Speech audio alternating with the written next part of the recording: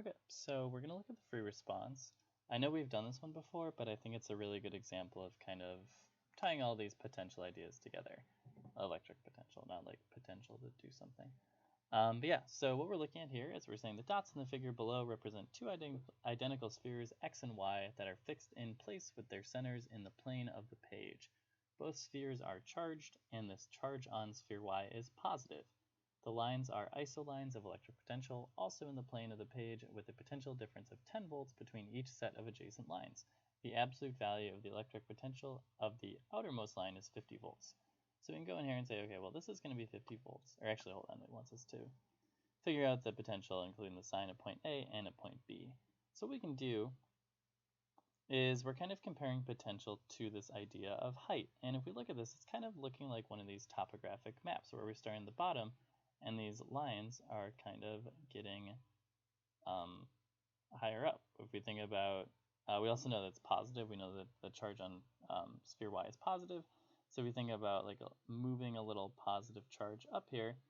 When we move it up here, it's going to increase its potential energy. So the potential energy of this little positive test charge would increase. So we know that our voltage is also going to increase. This electric potential that tells us, hey, if we knew the amount of charge on the little test charge, how much energy would we increase by?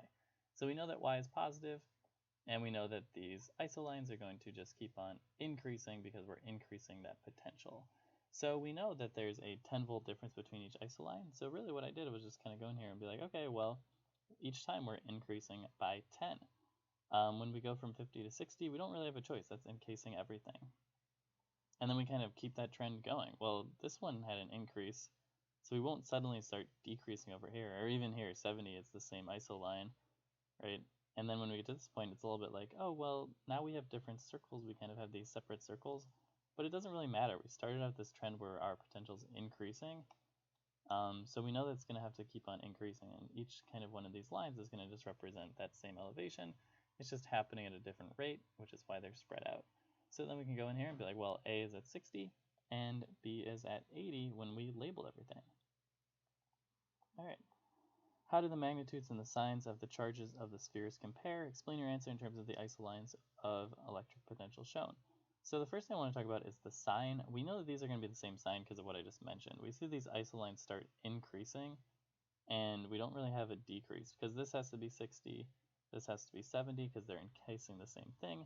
So we see that we're setting up this trend where our potential is increasing, which means that we're going to have this positive charge for both of them. We also don't have like a zero isoline anywhere on here.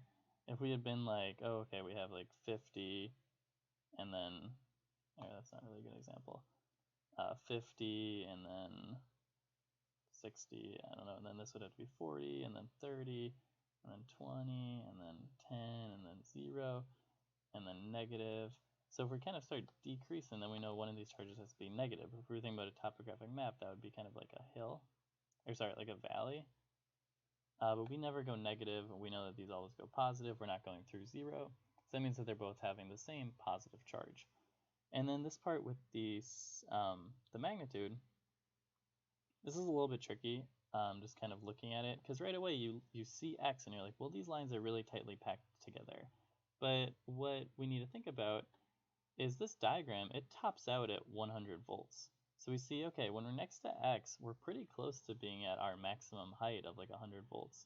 But we know that probably this hill, if we're thinking about it like a topographic map, doesn't just like flat top. It doesn't just become like, okay, we got the steady increase. Oh, we capped out at 100. That's a bummer. We know that's not going to happen. We just kind of stopped drawing the lines in. So this one is going to have more, let's see if I can get a good drawing. Doesn't really matter, but this one's going to have more isolines. We just didn't draw them. We just stopped drawing at 100. So we know this is going to have like another isoline and another, and then we'll start to get them a little bit more spatially close to each other like we saw with X. But this is going to reach a higher potential, which means, and this is going to be messy or whatever, it's going to reach a higher potential, which means that Y is going to have a greater charge. If you think about bringing a little test charge next to these two spheres, if you have any kind of test charge next to a greater amount of charge, it'll be harder to do that. It'll require more force, and this will have a greater potential energy than if you brought it to a sphere with less charge. It will push it less, and it'll have less of that electric potential energy. All right, with this one's just kind of general. The spheres at point x and y have masses in the same ratio as the magnitudes of their charges. The isolines of gravitational potential for the spheres have shapes similar to those of the isolines shown. Why do they have similar isolines? And just because gravitational forces and electrical forces, they're very symmetrical to each other. They're very similar. If we wrote out an equation for gravitational potential energy and electric potential energy, and then gravitational potential, we would just cancel out the thing that makes it unique to the field, or unique to the test charge that we bring in there, or the test mass. We would divide that out, and then we would get properties of just the field. So we'd have g times y, property of the space, is equal to big G, M, and R. And for potential, we'd say, oh, it's electric field times the distance that we are away from the distance that we're moving, and we get kq over r squared times r, and then we just get kq over r. Both of these are properties of r, and if q and m are changing at the same ratio, then any changes we have will happen in kind of the same pattern, because this is a ratio, and r is just going to be the same because it's just r, and then g and k are constant. Over here, let the potentials at the three labeled points be VA, VB, and VC. A proton with charge plus Q and mass M is released from rest at point B.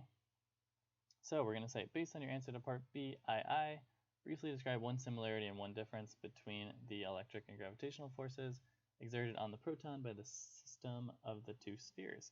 Similarity and difference you describe must not be ones that generally apply to all forces. So for our similarity, they're both fields, like both these forces acted fields, and both of them have this r squared dependence. So they change, the force changes with r squared. For the difference, just the magnitude is going to be different, right? Pretty much everything is going to be very symmetrical to each other. We're dealing with positives and positives, so they will, actually those will repel each other. So that's another difference, right? We know that gravitational forces, they're going to attract each other. So that's a difference. So the magnitude is difference, and then attract versus repel.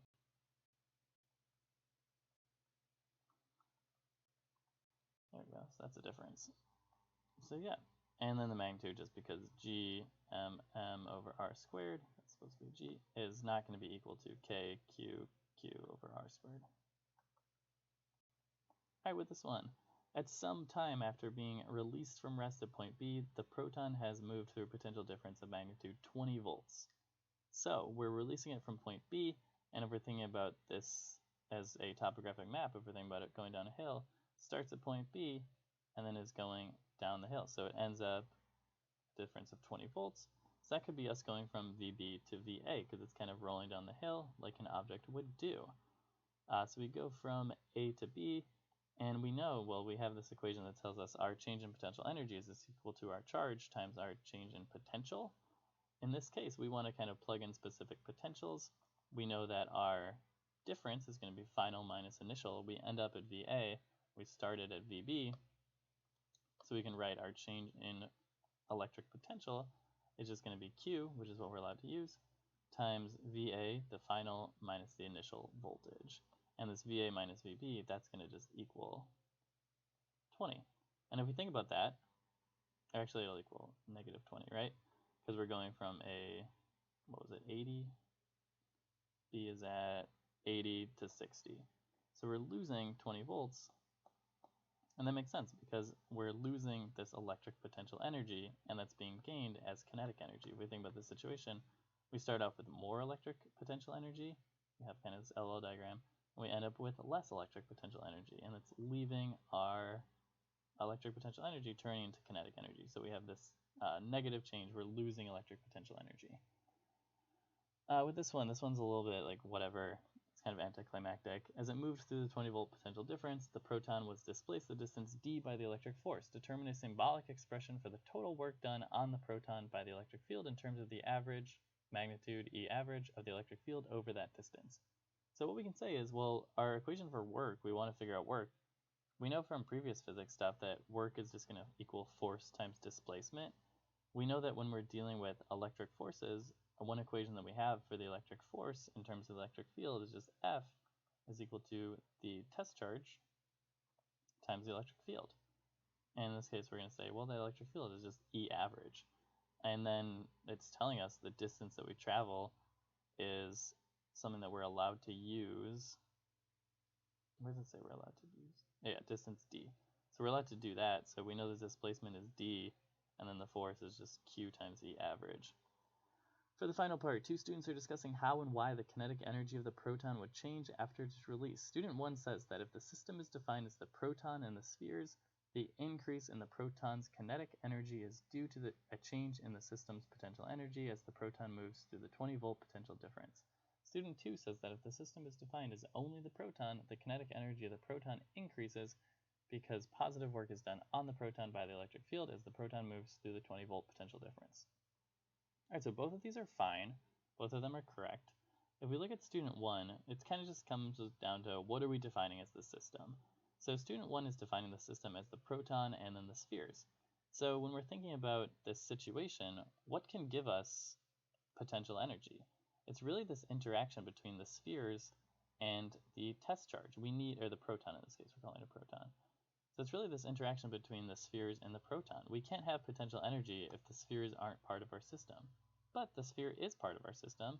So if we're kind of drawing at this LOL diagram, we start off with high electric potential energy because we start off pretty close to it. And then we move further away from it, which means that our electric potential energy decreased. We're not going to be pushed as hard. We kind of think about this as like a spring.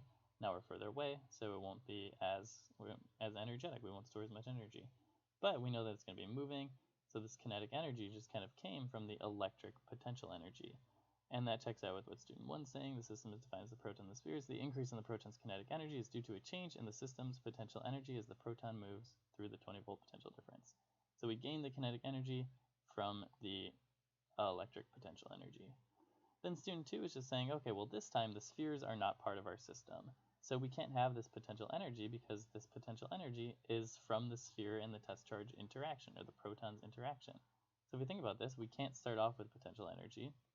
So we're saying, okay, this point A, nothing's happening. It's not moving and we can't have potential energy. At this point B, it is moving.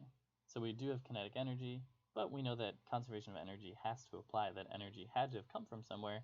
So this kinetic energy is entering our system via what we call work, when we have this external force providing a force on our system over some displacement. That's what happened here, and that's what student 2 is arguing.